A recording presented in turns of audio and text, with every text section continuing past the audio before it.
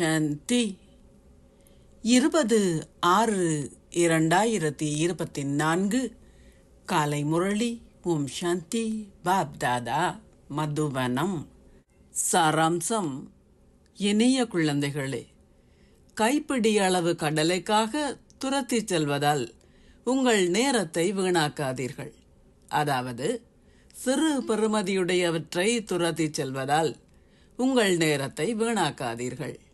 இப்பொழுது தந்தையின் உதவியாளர்களாகி தந்தையின் பெயரை புகழ் அடைய செய்யுங்கள்.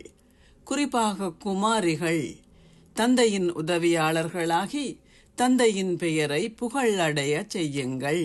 கேள்வி: இந்த ஞான மார்க்கத்தில் நீங்கள் முன்னேறி செல்வதன் அறிகுறி எது?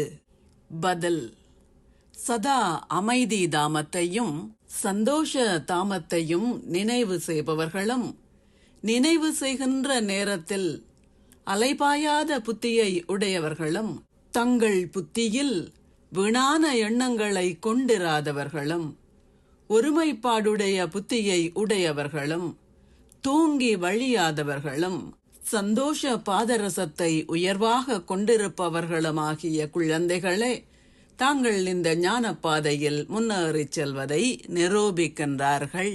ஓம் சாந்தி. 2. இத்துன்ப பூமியை மறந்து சிவாலயத்தையும், அதாவது அமைதி தாமத்தையும் சந்தோஷ தாமத்தையும் நினைவு செய்யுங்கள். மாயையின் தடைகளை இனங்கண்டு அவற்றையிட்டு எச்சரிக்கையாக இருங்கள். ஆசீர்வாதம். நீங்கள் கீதை பாடத்தை கற்பதாலும் கற்பிப்பதாலும் பற்றை வென்றவராகவும் ஒரு நினைவு சொரூபமாகவும் ஆகுவீர்களாக. கீதா ஞானத்தின் முதற் பாடமானது சரீரமற்ற ஆத்மா ஆகுங்கள். இறுதி பாடமானது பற்றை வென்றவராகவும் நினைவு சொரூபமாகவும் ஆகுங்கள். முதற் பாடம் வழிமுறையும், இறுதி பாடம் அந்த வழிமுறையின் பெறுபேறும் ஆகும். எனவே அனைத்திற்கும் முதலில் ஒவ்வொரு கணத்திலும் நீங்களே இந்த பாடங்களை கற்று பின்னர் அவற்றை பிறருக்கும் கற்பியுங்கள்.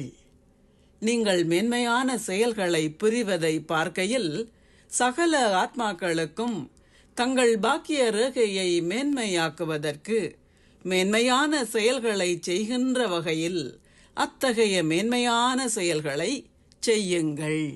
ஸ்லோகம்: கடவுளின் அன்பில் திளைத்திருங்கள். அப்பொழுது நீங்கள் கடின உழைப்பிலிருந்து விடுவிக்கப்படுவீர்கள். ஓம் சாந்தி. நன்றிகள் பாபா.